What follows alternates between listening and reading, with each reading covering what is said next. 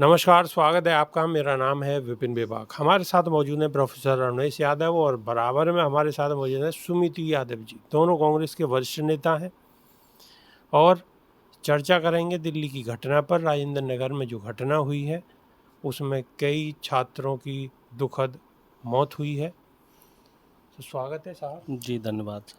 तो sir, professor साहब, सबसे पहले आपसे ही मैं सवाल लेता हूँ कि जो दिल्ली की घटना हुई है राजेंद्र नगर में, इसे घटना कहें, दुर्घटना कहें या हत्या कहें? देखो साहब, जो ये आज का जो दृश्य है ये सिर्फ और सिर्फ हत्या है।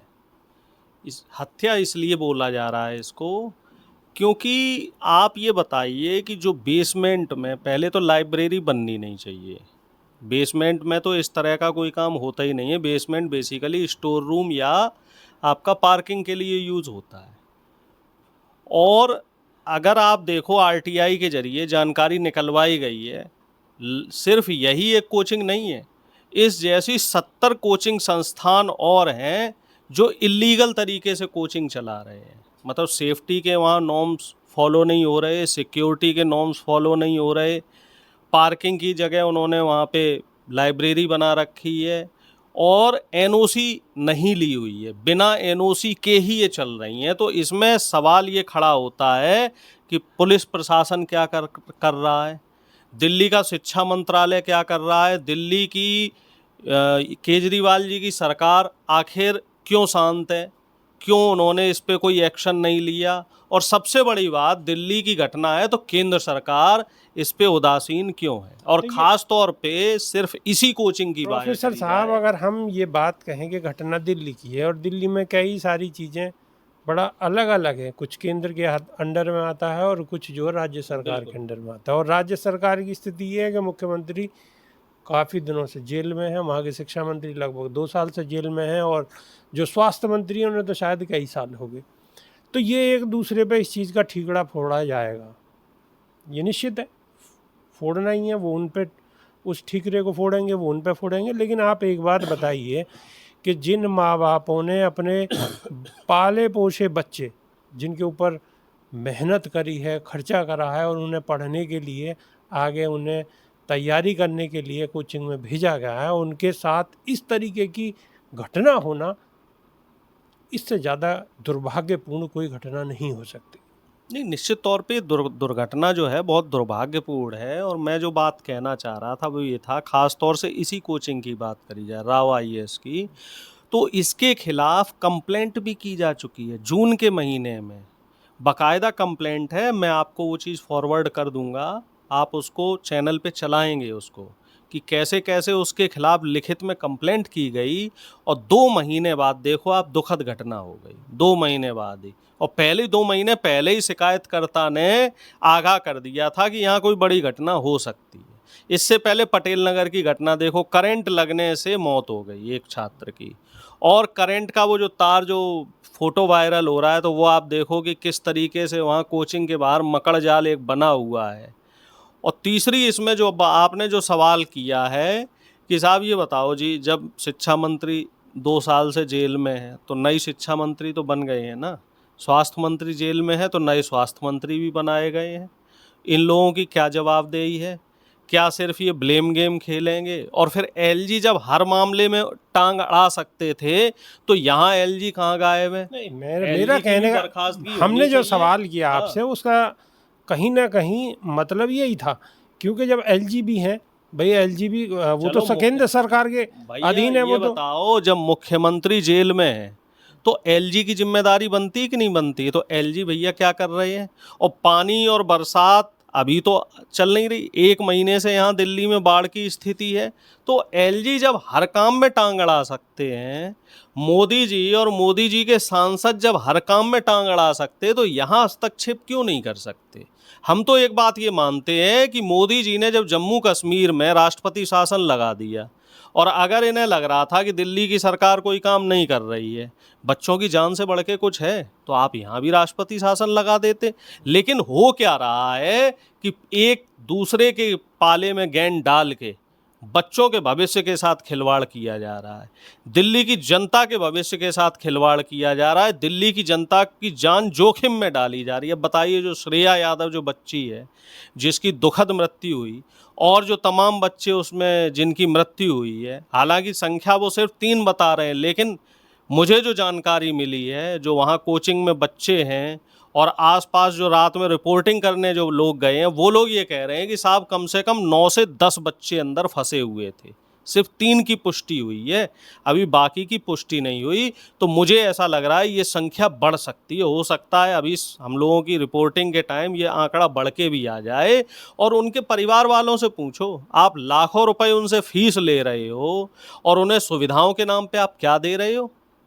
परिवार के लोग आपके पास अपना बच्चा छोड़ के जा रहे हैं तो एक भरोसे के साथ जा रहे हैं, और आप शिक्षा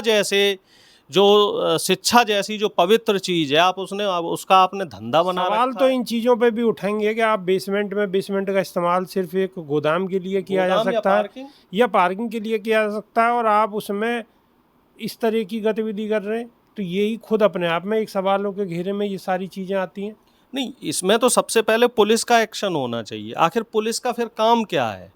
जब बेसमेंट में लाइब्रेरी चल रही है, और वो मेन रोड की बात है, कोई ऐसा नहीं कोई गली में अंदर किसी ने लाइब्रेरी खोल ली हो, कोई गली में कोचिंग चल रही हो, बड़ी कोचिंग है, बहुत बड़ा बोर्ड लगा है राव आईएएस करके, और मेन रोड पे है, और वो पानी के वीडियो भी वायरल हो रहे हैं कि पानी अंदर जा रहा है। तो आखिर पुलिस प्रशासन और एमसीडी और सरकार आखिर कर क्या रही अच्छा, है? सवाल इस चीज़ पे उठ रहे हैं कि ये घटना होने के बाद वहाँ पर जो राहत बचाव कार्य वाले जो लोग हैं वो लगभग 4 घंटे बाद पहुँच पाए हैं यहाँ आप पे। देख लो, दिल्ली में 4 घंटे बाद पहुंचे हैं, बाकी जगह तो क्या ही हाल होगा। आपको तो तुरंत पहुंचना चाहिए था। क्या आदमी की जान की कोई कीमत नहीं है? और यहाँ पे एक सबसे शर्मनाक बात यह है कि बायोमेट्रिक लगा रखा है साहब। इलेक्ट्रॉनिक आइटम है, अगर वो मान लीजिए पानी गया होगा तो जाहिर सी बात है फ्यूज उड़ जाएगा, वो शॉर्ट खराब हो जाएगा, जाएगा, शॉर्ट सर्किट हो गया, वो खराब हो गया। अब वो बच्चे चाह कर भी नहीं निकल सकते ना। तो इस तरह का बायोमेट्रिक लगाने का मतलब ही क्या है? अच्छा, एक सवाल हम अभी अपने जो हमारे सुमित यादव जी हैं उनसे लेंगे, तो आप थोड़ा इंतज़ार करिएगा। तो ये दिल्ली की घटना आप समझ ही गए होंगे, शायद आप बाहर थे तो लगभग समझ में आई गई होगी। और ऐसी ही घटना आप राजस्थान में कोटा में जाओगे तो वहाँ पे दूसरे तरीके की घटनाएं बहुत आम तौर पर देखने को मिलती हैं। महीने में कम से कम 2-4 घटनाएं हो जाती हैं। बच्चे वहाँ पर इतने तनाव में रहते हैं कि वो आत्महत्या जैसा काम कर बैठते हैं। क्या कहना चाहेंगे? ऐसा है, हमारे देश के कानूनों में इतनी बारीकियां हैं कि ये सब लोग दाव पेच खेल के बच जाते हैं।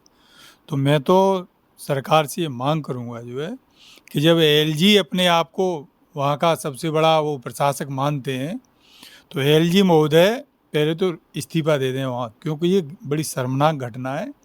तो एलजी महोदय से तो इस्तीफा लें ये, और उसके बाद एलजी के खिलाफ और जो कोचिंग का मालिक है उसके खिलाफ 302 का मुकदमा कायम किया जाए और दोनों को तत्काल जो है गिरफ्तार और कर लिया जाए। नहीं तो ये दोनों इतने प्रभावशाली हैं कि जैसे वो उनकी बेटियों के साथ हुआ था ना, पहलवान बेटियों के साथ जो है कि वो बाहर घूमता रहा था, उसने सब मैनेज कर दिया। तो ये वाकई में ये सरकार जिन परिवारों के साथ हादसा हुआ है उन्हें न्याय दिलाना चाह रही है, तो तत्काल दोनों खिलाफ मुकदमा लिख के उन्हें जेल भेजे, फिर जांच हो। अच्छा, क्यों ना सरकार की तरफ से राहत देनी चाहिए भाई इन बच्चों के परिवारों को। इनके साथ जो आईएएस की तैयारी कर रहे थे, जिनके माँ बाप ने इतना खर्चा करा और अपने बच्चों को पाला पोसा, और किसी और की गलती से उनके बच्चे इस दुनिया में नहीं रहे, उनके जो जीते जागते सपने थे वो धराशाही हो गए। तो क्यों ना सरकार को इनके परिवार के लोगों के लिए नौकरी की व्यवस्था करनी चाहिए और कुछ इन्हें सहायता प्रदान करनी चाहिए। देखो साहब, सबसे पहले तो जो इसमें दोषी हैं उनको कड़ी से कड़ी कार्रवाई उनके ऊपर, जिससे कि एक एग्जाम्पल सेट हो। आगे जितनी भी लगभग सैकड़ों कोचिंगें दिल्ली और बड़े बड़े शहरों में चल रही है, कोटा में भी हैं और तमाम जगह, लगभग हर बड़े शहर में हज़ारों कोचिंगें चल रही हैं।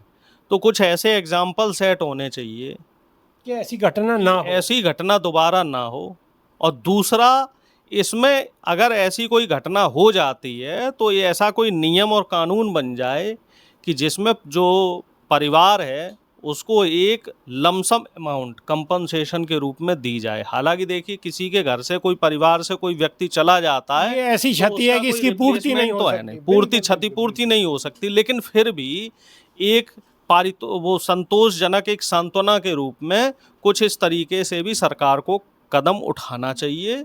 और दूसरी जो इसमें बात है सबसे बड़ी, जो सबसे बड़ा अहम सवाल है कि इतनी कोचिंगों को जब एनओसी क्लियरेंस नहीं मिला है तो वो कोचिंगें चल कैसे रही हैं, वो कोचिंगें अब तक बंद क्यों नहीं हुई। लगभग 70 कोचिंगें दिल्ली में ऐसी हैं, वो सिर्फ वो कोचिंगें हैं जिनके खिलाफ शिकायत हुई है। कई कोचिंगें तो ऐसी भी चल रही होंगी जिनके खिलाफ शिकायत नहीं हुई है। तो इन कोचिंगों को तत्काल प्रभाव से बंद क्यों नहीं किया जा रहा है, क्यों एक बड़ी दुर्घटना का इंतजार किया जा रहा है।